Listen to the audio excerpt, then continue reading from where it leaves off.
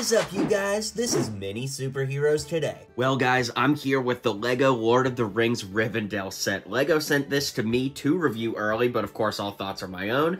And man, this thing is absolutely beautiful. It releases March 5th for LEGO VIPs and March 8th for everyone else, but it's got 6,167 pieces. With 15 minifigures, it's 15 inches tall and 28.5 inches long, so make sure you clear some space before you buy this. It's got new fern pieces used all throughout, new pieces on the minifigs, and so much to unpack, so without further ado, let's visit Rivendell.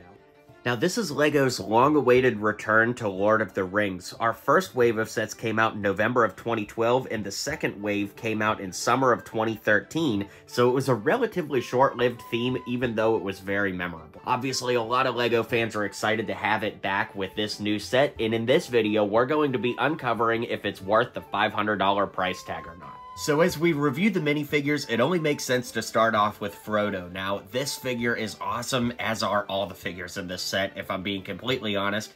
The thing I love about it most are the new dual-molded legs, which give you the Hobbit feet on the bottom with the brown pants on top. So it's really, really cool that we actually get a mixture of those. We also get another cool feature for the legs I'll show you a little later in the video. But we also do get a cloth cape instead of the spongy style cape. If we lift that up, you can see there is a little bit of printing on the back. Speaking of the back, the head can be turned around so you can get his white, wide eyes there.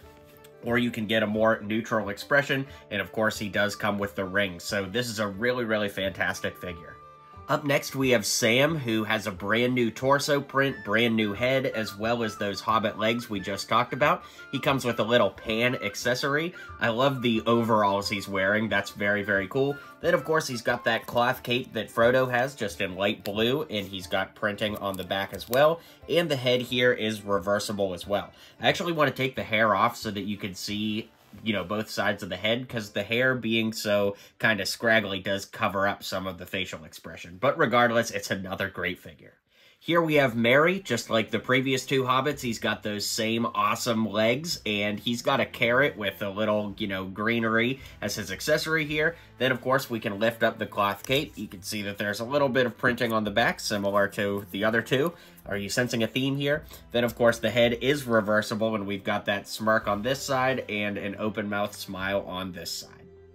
And finally, we have Pippin. You guessed it, he's got the same legs as the other three. He's got the elven bread in his hand, which is a super, super cool detail. In fact, you'll see that elven bread in the set again when we get to that in a moment. The short brown cape is definitely a nice touch. That'll be great for making customs. We can lift that up, and he's got a little bit of printing on the back, just like his friends. And you can turn the head around, so he's got a kind of concerned look on this face with kind of buck teeth. And then on this side, he's got a more expressive open mouth grin. This set gives us our first ever old man Bilbo Baggins, or should I say old Hobbit, but it's still a cool figure. Once again, we've got dual molded legs, just in a different color this time around. He uses Doc Brown's hair from Back to the Future, which is definitely a nice touch. He's got a brand new torso print and a brand new head print, which can be flipped around, and you can see his corrupted face, which looks so, so good. This is definitely one of the standout figures from the set, and definitely cool to get him for the first time. Up next is Gimli, who is going up in height just a little bit. Before, he had short legs, but over the last 10 years, we now have these mid-sized legs, which are posable. So the cool thing is, he's still technically taller than a Hobbit, but still shorter than a regular minifigure, which is just such a great attention to detail. Regardless, he's got those dark brown mid-sized legs that are posable. We get our first look at these new weapons pieces. They came in like their own bag. You'll see the weapons all throughout the set as we go through it. So he's got his axes here. Of course, he's got a great reddish beard piece and a brand new helmet piece for the figure too that's got printing on all sides of it, which is really, really great. And you can lift that helmet piece up, and he actually has a long hair piece that you can put on there if you'd prefer to play with the figure without the helmet on. Now, I do think it's worth taking the hair off and lifting the head up so that we can take the beard off and you can see what the printing looks like on the torso, because unfortunately the beard does cover up most of the printing on the torso, which is super, super nice. And then, of course, we get a really great head for him as well. So all around, it's a great looking figure. One of the cool parts of this set is that we get a few unnamed characters. So this is just a generic dwarf to kind of populate Rivendell, and you'll see where he goes in a little bit. But he has the same beard piece that Gimli has, just recolored in white. He also has the same hairpiece as Gimli, recolored in white. We can lift that up so that we can turn the head around and you can see what his face looks like. Just a cool, kind of generic older dude, no printing on the back of the head. And if we lift it up, he actually has Owen Grady's shirt on, or the shirt used on Tony Stark. So I guess Owen and Tony's fashion designers made it all the way to Middle-earth. While we're talking about our generic characters, we get two generic elves that, again, are just here to populate Rivendell, but they're really nice inclusions, especially with the brand new torso piece used on both, as well as the skirt piece used on the female elf, and it's a great excuse, or I guess a great opportunity, to look at the new elf hairpiece. Now, this hairpiece is used on both of these characters, as well as Elrond and Arwen, and on Legolas, so it's used on several characters, and we'll look at them in just a minute, but it's very cool because the ears and the hair itself are dual molded, meaning that you could have a different color hair color, but still have the flesh-toned ears, which are really nice. As far as the faces, these faces may look similar to you because this face has been used on several characters, like Shang-Chi for Marvel. This face has been used on several characters as well, such as Yelena from Marvel as well. So just kind of unique that, you know, they're reusing these faces of all faces, but they do look pretty elvish, and I do think these figures turned out really nice. We'll stay on an elf theme here, and next up we have Arwen. This figure's really great, and I love the way that the torso printing moves so naturally down to the dress skirt printing. We do get a little printing on the back, which is nice just to show some extra detail, but overall it's a really great figure. She's got her black book here with a printed piece on the inside that really looks great. And if we lift up the hair, you can see that the head is reversible. But I actually think this is one of the rare cases where you probably shouldn't reverse the head, because the head on this side literally looks exactly like the movie. So, A+ on that. Legolas is up next, probably my favorite figure in this set after Frodo, if I'm being honest. But the cool thing about this figure is he has dual molded legs, so he's got black boots with blue pants, and then a little bit of green printing coming down from the torso that really just connects up great and makes the whole thing look awesome. He does reuse Han Solo's head as well as Hawkeye's head, which is kind of a funny nod to the fact that, you know, he's an archer. I don't think that Lego intentionally meant that, but maybe one of the set designers will see this and comment and let us know. But anyways, he's got his great bow here, using that elf hair, and since we all know what this head looks like flipped around, it does look really great in the end. Next up, we have Elrond, and this figure really turned out great. He's one of my favorites from the set as well. His dress skirt piece doesn't have any printing on the back, but the printing on the front more than makes up for it. Once again, we get that new elven hair that has been introduced just for this set, and something that I want to point out is I love what they did with his eye there, where you can see his cheekbone is kind of raised up. I think that that's really, you know, representative of the movie, and I can't think of another Lego figure where I've seen that, where, like, the eye is kind of squinted in that way. So I really like that. Of course, if we lift it up, you can see he's got his crown printed on there, and we can flip it around too. And once again, we've got those very expressive eyes, and this figure just absolutely rocks. It is a perfect translation from the screen into Lego minifigure form, and I love it. The Gandalf in this set is almost a perfect minifigure. I'll explain why he's not quite perfect in just a moment, but of course he's got his giant stick here. We've got the classic Gandalf hat back for him. If we lift that hat up, you can see that he's got this face on the back. I think that this face has been used before, maybe on like the old man from Home Alone, but it may be new here. I just can't quite remember off the top of my head, but of course he's got that beard piece, he's got a spongy cape, and there's the printing on the torso as well as the dress skirt piece, and we've got printing on the back of that dress skirt piece as well as on the back of the torso. Now, you guys might be guessing why I said this isn't quite the perfect minifigure, and it's because of that spongy cape. I hate the spongy capes. I really like the papery capes, because the spongy capes will, like, stick out in the back like this. The paper capes tend to hug the figure a little bit more. It just kind of annoys me when you have all that dead space back here. But while we have Gandalf here, we're going to put Elrond back up here and show you that these actually do come with some alternate pieces. So we'll revisit this in a little bit, but basically you can take the skirt off and put this piece on, and it will allow them to be able to sit down when we get to the council area. So both of them come with this because they're the only two figures that need to sit down at the council that wear skirts, so it looks really, really cool. It's a pretty ingenious design. And the only other thing to say about Gandalf is that you can remove his hat, and he also comes with a long gray hairpiece. So that looks really good too, and it's an awesome figure all around. Up next, we have Boromir, a great-looking figure, probably one of the better improvements from the first wave of Lord of the Rings sets, and I love the facial expression on him. It's literally the one does not simply walk into Mordor face. Anyways, the printed shield is an awesome addition here, as is the new sword. Remember I mentioned we have all kinds of new swords in this silverish piece, and we'll be exploring those as we go through the set. Now, Boromir did get the papery cape, whereas Gandalf got the spongy one, which is like, come on guys, just give us this cape for Gandalf. Anyways, we're done talking about Gandalf. You've got printing on the back for Boromir here, which looks really good. And of course, the face print can be moved around for a more serious face or that classic meme face. You gotta love it. And our final minifigure to look at is Aragorn, a great figure. He's obviously got that awesome leg printing on there, great printing on the back as well, a new sword piece, as we've talked about before, and the face is reversible, so you've got a little smirk on this side and a more serious, determined face on this side. So let's get into the set now. So as you build the set, you actually build it in 3 sections, and thank goodness, because when it's all built up, it's 28.5 inches from end to end. Luckily, Lego did take that into account, though, so you could kind of break it up, and we'll explain that as we go through, but you build the tower first, then you've got this middle section here, which just connects on Technic pins, as you can see, and then we've got the side that has the gazebo and the forge, and that connects the same way. So it's actually really nice that you could break these apart and display them with as much or as little as you have space for at any given time. They actually break down even more than that, so let's take a look at it piece by piece in the order that we build it and show you everything that's here. So we do get 3 instruction books, one for each section, so it's kind of cool. You could break this up and have, you know, your family build it, or you could be like me and just build it all at once.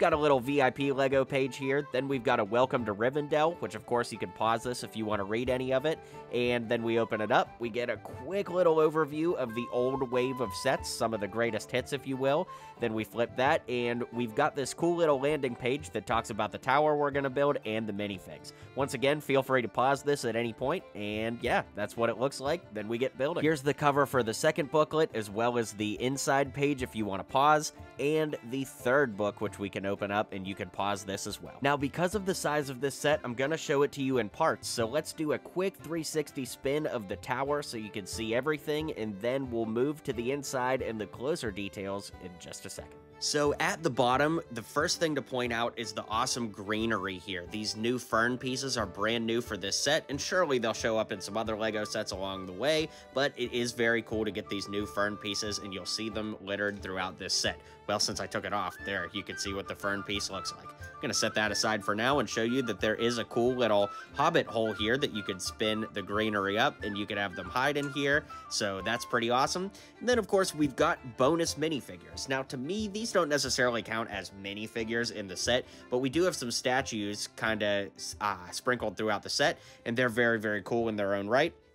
The other cool thing is, if you take them off, a lot of them, actually all of them, have reversible faces, so they don't have to be the exact same statue depending on the face that you use. So that's pretty cool, and yeah, so let's spin it to this side and take a look at the exterior. So as you can see, we have this exterior here with some steps that go up, and basically you could kind of play with your minifigs and have them walk up and in here. So we'll put Elrond in there and flip it around because this is Elrond's study. So you've got his bookshelf back there, you've got his table here, and then of course you have his minifig that can walk through right there.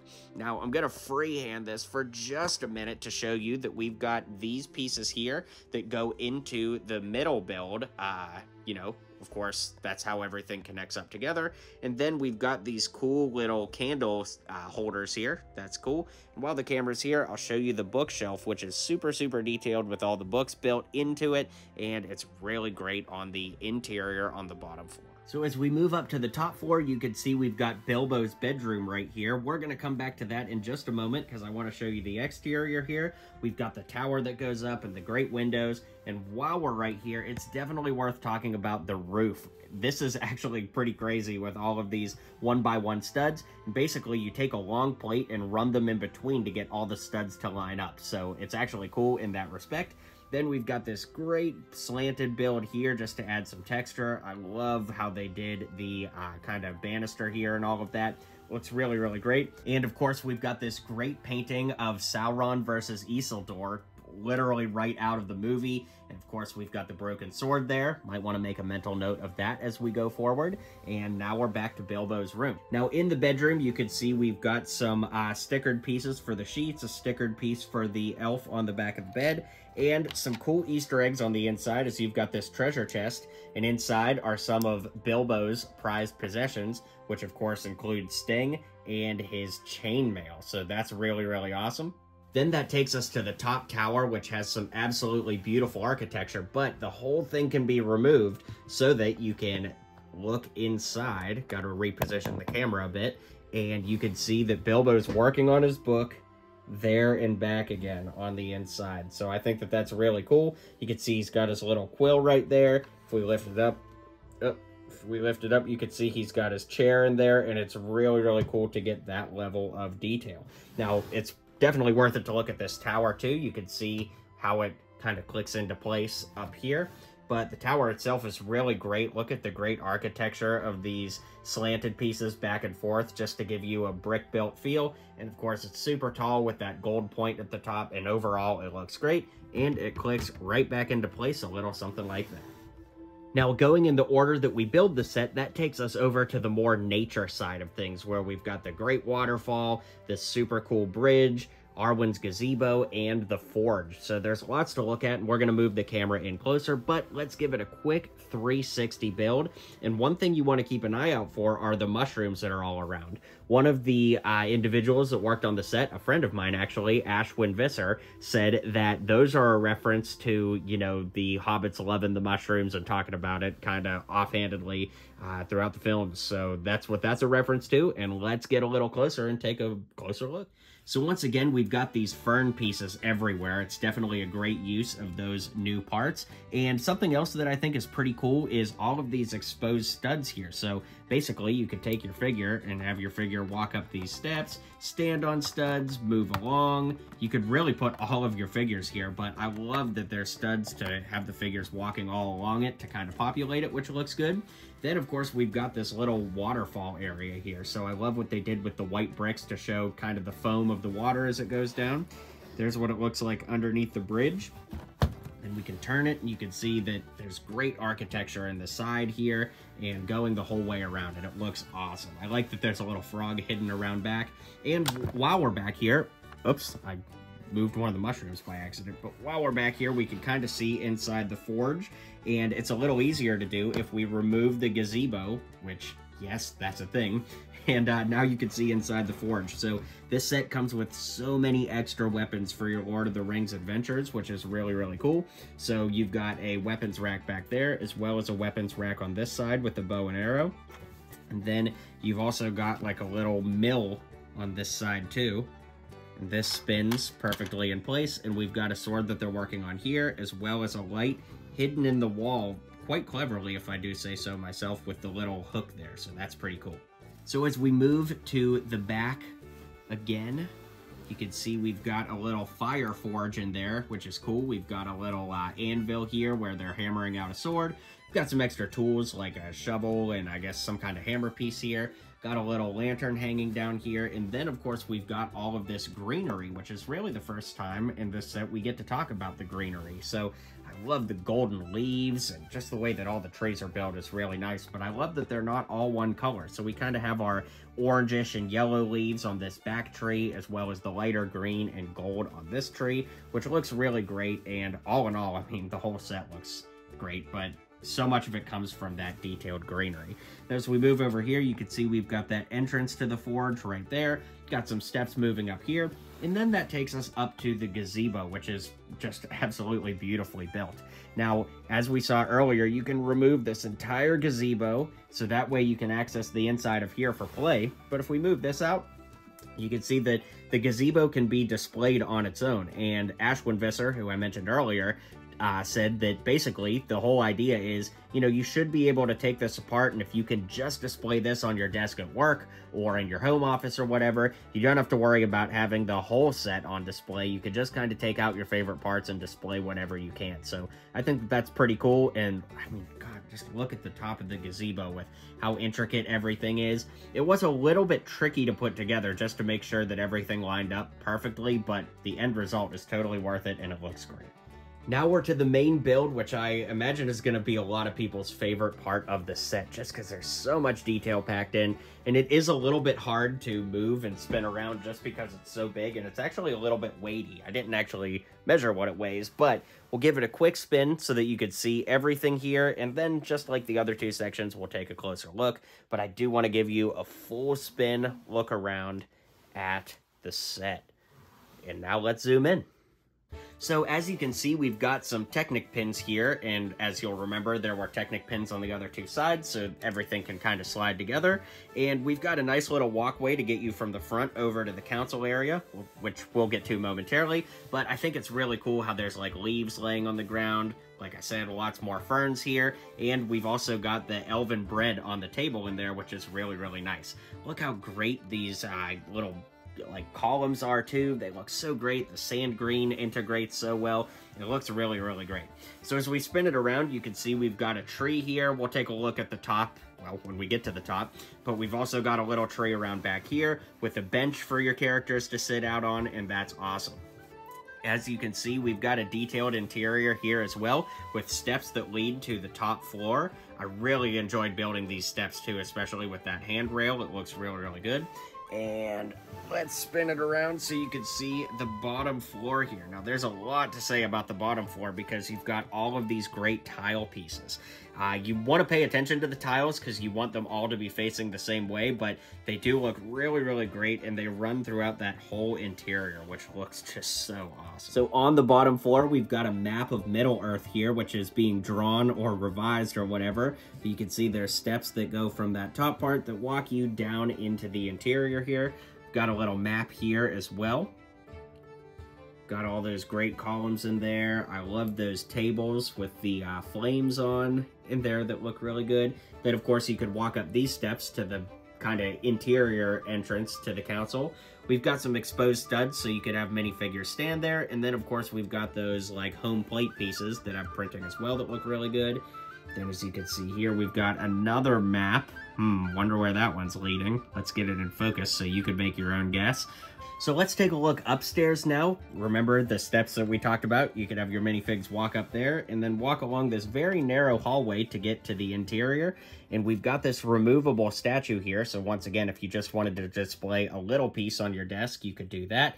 And the statue has Narsil there, or rather the shards of Narsil, and that's really cool. You can see it's actually made as if the piece is broken, which is really nice. And then there's Technic pins here, which put it right back in place. So we've got two paintings here. Well, they're not really paintings, they're stickers. So let's take a closer look at these. So given the context of this set, I'm guessing that this is one of the ships that the elves would ride to Valinor, where they live in eternal bliss. I think that that would make sense. Kind of like the religious element of it, if you will. And if we move the camera over, you can see we've got this awesome painting, which of course is Minas Tirith up on high, and that looks great. And man, could you imagine if Lego gave us a set of that someday? Oh my gosh, I couldn't even imagine. So as we get over to the council room, remember we've got this walkway here that would connect to Elrond's study, and then we've got this painting on the wall here which shows the rings being forged. It looks really great actually if we zoom in. They put a lot of detail into that sticker, don't you agree? And finally, we've gotten to the council area, which looks great. Now, the thing I love about this is that you can take this tree and lift the entire section out, so you could just display this if you want. But are you ready for this awesome detail? the eye is always watching. So the support beam on the bottom is the eye, and it's literally sitting right under where they would place the ring. So that is just such a cool Easter egg that's hidden in the set. But let's move this off so we can take a closer look at it up close. So as you can see, we have lots of seats open for the council. Now, I did leave a few open so that we could actually take a look at what the seats are designed like, because you've got a popsicle piece for the backrest and hot dog pieces for the armrests, so pretty funny. But yeah, we've got the table in the front there where the ring can be sat on. Of course, Elrond is there in the dead center, looking awesome. We've got more fern pieces, imagine that. And I just love that you could just display this part on your desk if you wanted. Again, we've got some steps up here that would allow the figure to step up if it was in the context of the full set. And around back, we've even got these steps here that kind of would let them come in from the inside, which is really, really great. Now, if we zoom out, you can see we've got this big, beautiful tree up top here. It is a little bit annoying to put all the leaves together, if I'm being honest, but if that's the worst thing you have to complain about in a giant set like this, I think it's a pretty dang good set. So I love this. It's so cool, and all of the chairs are actually linked together. So you build them one at a time, and then you link them together to make that kind of C shape. But overall, it's really, really awesome, and man, so iconic. While we've got that center removed, it's a great opportunity to look at these great columns in here and the intricate designs that they use to build those, as well as all those 1x1 studs up on the roof. They look so, so great, and you really do have to pay very close attention to make sure that you get the design right. I messed it up twice, so that's what I get for talking on the phone while I was doing it, but it does look really, really good. And then if we move the camera up just a little bit, you can see we've got a really cool tree over here. I almost don't even want to spoil how it's built, but it's a really fun build. I actually enjoyed that, even though I don't like building trees very much, as we talked about. And we've got this tower up top here, which looks awesome, and it's not really like you couldn't fit a figure inside there, but the forced perspective of it does look really good in context. All right, guys, let me know what you think of this set in the comments down below. I'm going to be completely honest with you guys. I think that this is a top 5 Lego set of all time. I don't even care if you like Lord of the Rings or not. The architecture, the builds, the minifigures, everything here over-delivers, and it's just an unforgettable set. The build is so much fun, as we talked about. The architecture is so great, and I just can't say enough great things about this set. So let me know what you think in the comments down below. Be sure to hit like and subscribe for more Lego reviews here on the channel, and I'll catch you guys on the next video. Well, you made it to the end of the video. Thanks for hanging out with me today, and don't forget to hit like and subscribe, and maybe check out one of my other videos listed here.